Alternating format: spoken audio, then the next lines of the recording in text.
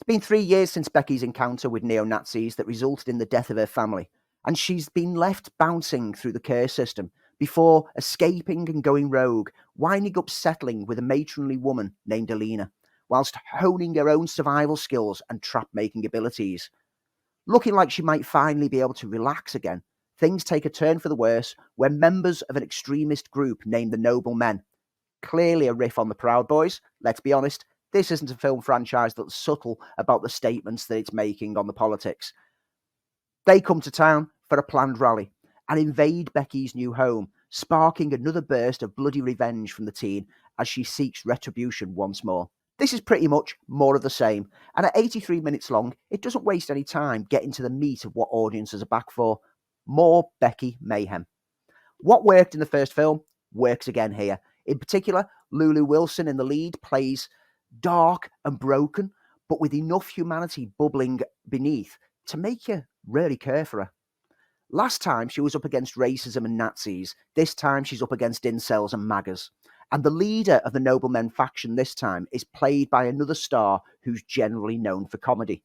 After Kevin James showed so much menace, surprisingly, in the first film, this film chooses to put Sean William Scott in charge of the adversaries, and he graces the screen with surprising menace every moment that he's on frame. This idea of taking comedians and having them play sinister works marvellously, and it certainly aids the unnerving aspect of the film as a result.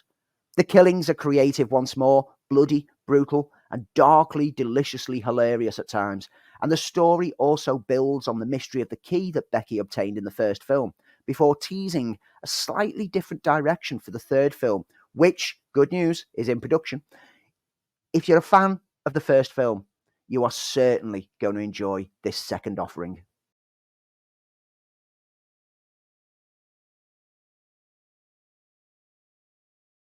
Alan Eckhart plays LA officer Jake Rosser, who's part of the K9 unit who patrols Skid Row for narcotics and other crimes. However, when his dog is killed in the line of duty, Jake finds himself suspended from duty after striking out at a nearby paramedic, and he's advised to seek psychiatric counselling for his harboured PTSD from serving overseas. However, Jake believes that there is some conspiracy in play, and he seeks to retrace the events of that day and uncover the ring of corruption that is linked to Skid Row.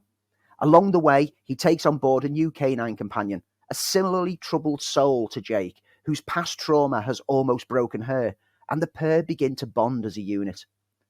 Muzzle is interesting when it plays as a character study of Jake and Socks, the troubled dog, who he adopts as his new partner. Getting an insight into how connected K9 officers are to their dogs is fascinating, and the scenes between Jake and Socks lift the film up somewhat. However, around the pair, the film is a mess of ideas, from the overthought crime conspiracy that's going on to the really unnecessarily forced-in love element with a random neighbour who suddenly falls for Eckhart's character out of the blue, even though he's not a nice person, to be honest with you. The human elements are sloppily handled, and by the time the third act rolls around, you only find yourself caring for the plight of Socks. Had the film not bogged itself down as some kind of revenge thriller, nor forced a love element on board in such a clumsy manner, this could have been quite a fascinating insight into trauma and companionship. Channing Tatum's dog last year played on similar kind of themes to a much stronger effect, and maybe the makers of Muzzle were simply afraid of feeling like a copy of that film and shoehorned in everything else around it instead, hence overbloating the story. Either way, the end result is a sub-average film that is forgettable and missable.